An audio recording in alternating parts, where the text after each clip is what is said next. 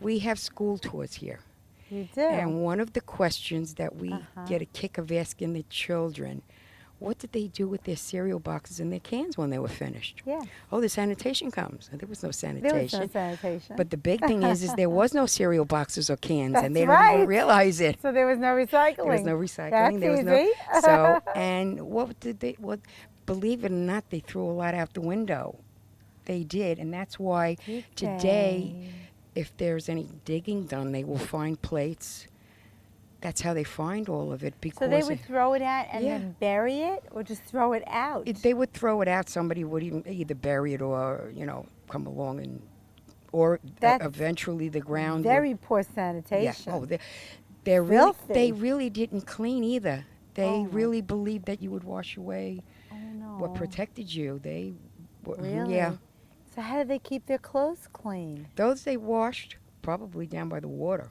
They would wash Uh-huh. their clothes or On in a a bucket scrubbing or in a brook. thing. They didn't even have those. It was all by hand. Everything was by hand. Oh my goodness.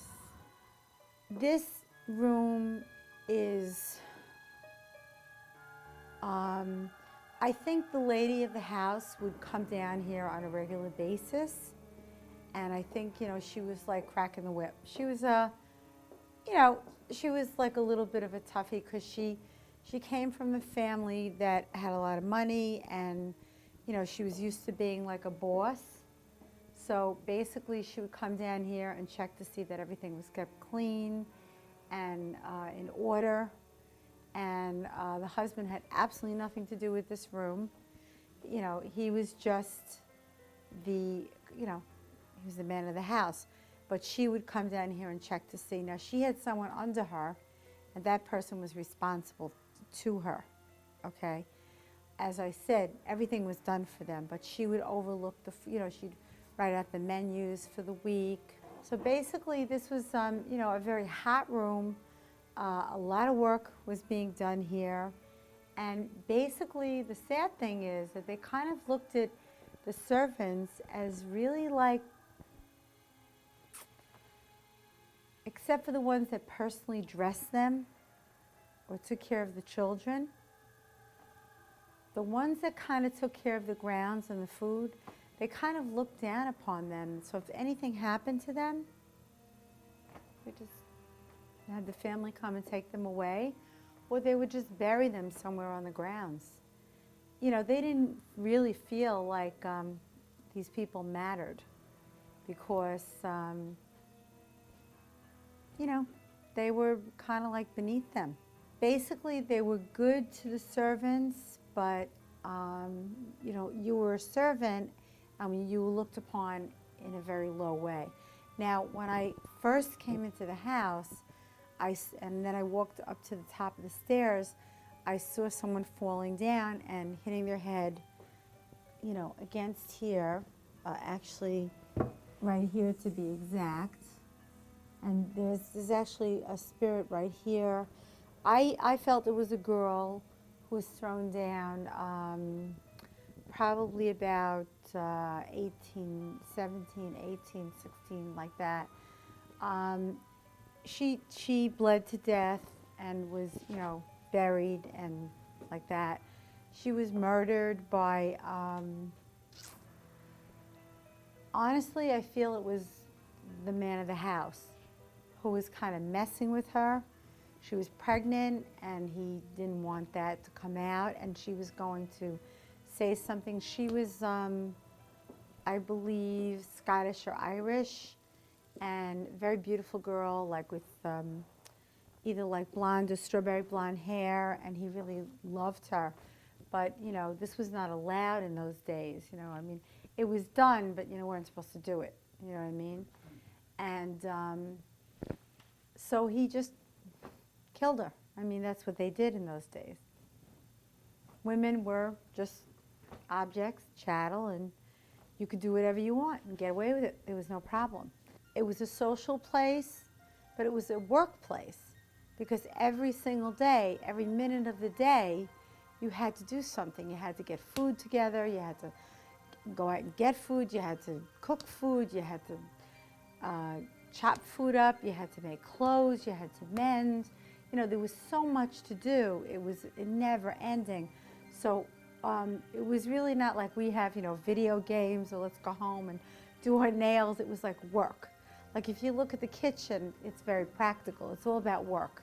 That was what it was all about. Just work, work, work, work. But of course, the owners, they had parties and it was very fancy. So that there was such a distinction between the wealthy and the owners and the servants. They were like the servants were down here and the owners were like up here. They did not socialize. So that's why he had to kill her, because not only did he socialize with her, but he went over the mark, and he, was intimate with her, had a child with her. That was very typical in those days, but it was not accepted. And she was going to tell everybody, so that's why he had to kill her. And I believe that there were other murders in this house as well. I don't think that was the only one. The work that was done in here was I guess they stored things. They also created,